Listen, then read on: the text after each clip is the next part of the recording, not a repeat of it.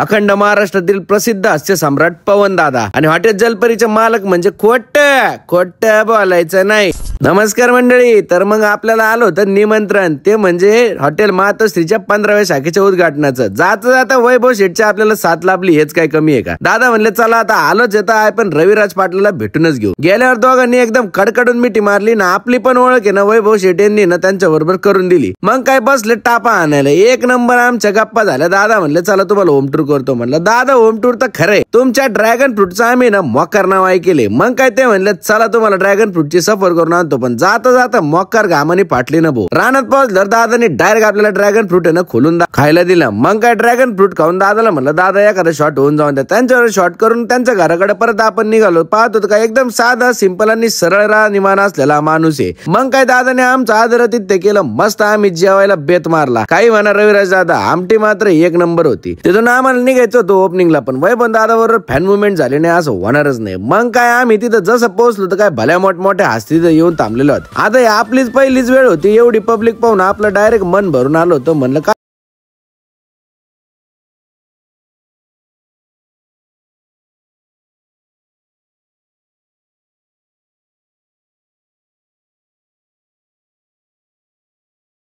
Food quality तुम्ही नक्कीच एक वेळ अवश्य भेट द्या।